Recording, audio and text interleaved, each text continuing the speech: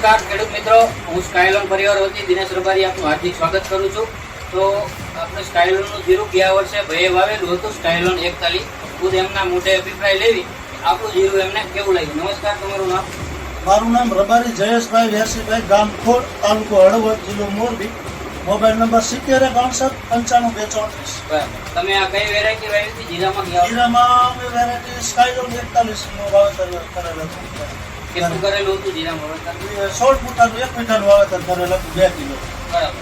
હવે 2 કિલો 16 ગુંઠાના વીઘામાં તમને કેટલું ઉત્પાદન મળ્યું? 16 ફૂટાના વીઘામાં અમને 18 મણ ને 19 કિલોનું ઉત્પાદન મળેલ છે. બરાબર.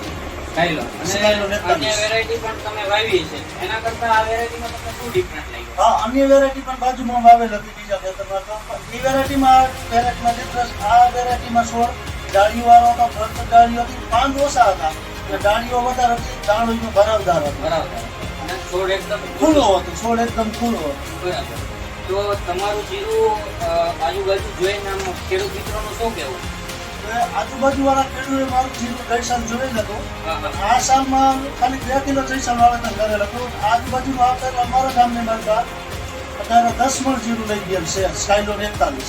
આજે? જીરું જોઈને આજે જ લઈ ગયા છે. બરાબર. હા. તો બીજા ખેડૂત મિત્રોનું કહેવું એવું છે કે ભાઈ 16 ગુંઠાના વીઘામાં આટલું ઉત્પાદન ન આવે, તો તમારું શું કહેવું? ના, ખરેખર 16 ગુંઠાના વીઘામાં 18 મણ ને 19 કિલો ઉત્પાદન અમને મળે છે, એ વસ્તુ સાચી છે. બરાબર. તો બીજા ખેડૂત મિત્રોને ભલામણ કરશો ને કે વેરાયટી? હા, બીજા ખેડૂતને નમ્ર આપી લે કે વાવેતર કરી શકો, બિયારણ સારું છે. હા, થોડું ટ્રાય કરો તો કરો. આઈડિયા આવે. આવે. બરાબર. ધન્યવાદ.